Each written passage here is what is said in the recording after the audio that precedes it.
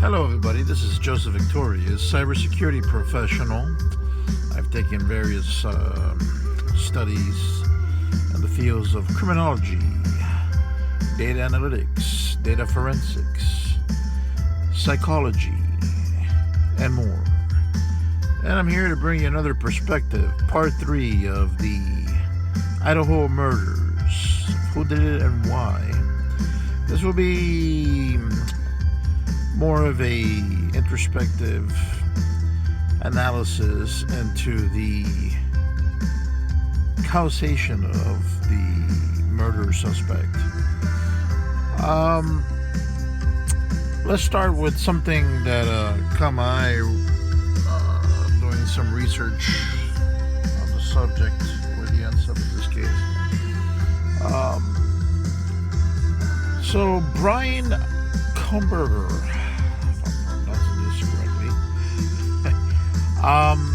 he apparently undertook participation in a research project to understand how the emotions and psychological traits influence decision making when committing a crime.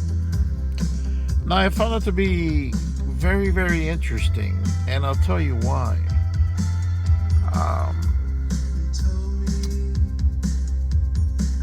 Because, first of all, why would he be interested in such a study and the effects of such a study? Was he himself going through a personal crisis? Did he realize, and at what point did he realize, that he perhaps had psychopathic tendencies, at the very least, if not was a psychopath? Was he trying to explore the emotions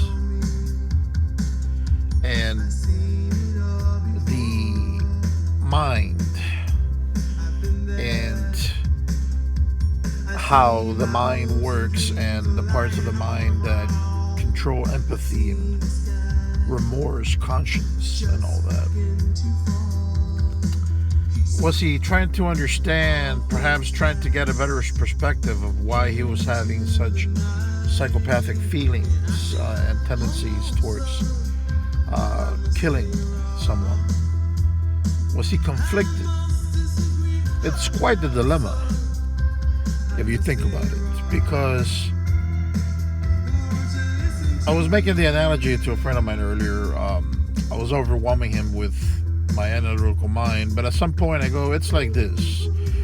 Try to put it in layman's terms. It's kind of like a pedophile trying to understand why he was a pedophile. So he goes into college and he takes courses and research into human behavior and sexuality. In a way, this is basically what Bryan was trying to do. He was trying to understand perhaps why he was the way he was. Perhaps to gain a deeper insight of some kind. Now, if the mind is unable to understand what empathy and the conscience is, then was he trying to somehow simulate it? It's a fascinating thought. And the fact that he was, according to the news articles, an assistant to a professor who refuses to go on the record. I'm sure he's probably trying to avoid the media and is embarrassed by all this. The fact that he's a professor and couldn't see that his research assistant was actually a psychopathic killer. But it's just, I found it quite interesting that the murder suspect was partaking in these kinds of studies. The article does go on to show something that's also interesting regarding the study, which is that the study seeks to understand the story behind your most recent criminal offense with an emphasis on your thoughts and feelings throughout your experience. There's a little bit of ghastliness and irony in this, either pre or post. But it's fascinating. Now, another thing I wanted to talk about was the dark triad in psychology. The dark triad is a combination of 3 psychological traits that together compose of the dark triad. This first will be no time to shop. Let's Machiavellianism, farm fresh chicken, which is and that cab from Sonoma they like. Manipulative personality, lower levels of morality, focus on personal gain. Machiavellianism. The other part of the dark triad, second of 3, is psychopathy. Being manipulative, impulsive, lack of remorse and empathy, lack of conscience, even the inability to understand what it is. Now, remember the difference between a psychopath and a sociopath. A psychopath is born that way, either because the part of the brain, I believe is the frontal lobe, that is in charge of emotions is somehow either defective or just missing altogether. And that's a psychopath. And a sociopath usually is closer to one parent or the other, being mother or father, depending on the individual. Also very antisocial, and both the psychopath and the sociopath start off by having all kinds of conflicting emotions and pleasures that they derive from killing animals, and it escalates from there. But it's interesting to note, going back to what I was saying about the 3 traits of the dark triad. The other one is narcissism. It's basically idealized image of self, lower level of empathy, attention seeker, self-centered. I found this quite interesting. Now, it still remains to be seen the depth of this person's psychological traits and and his character. Was Bryan a psychopath? Is he a psychopath, or is he a sociopath? And what was he intended to do? That is the topic of today. What is the mystery behind his thoughts? I find it fascinating, really. This is like a rare glimpse into somebody who had perhaps ambitions to take this to some kind of other level, perhaps. There's so many different angles.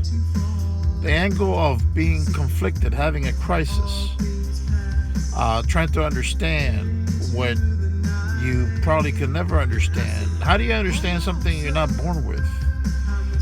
It's like trying to ask somebody to understand, who's colorblind, to understand what colors are when they've never seen them. If you get, where I'm going with that. It's fascinating, really fascinating.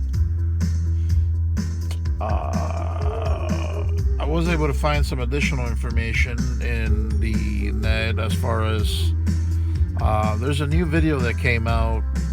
Somebody had more deeper insight into what may possibly have been going on, and which leads me to something that I think should be discussed. And I'm not trying to offend anybody, and people get so sensitive about this, but it must be discussed.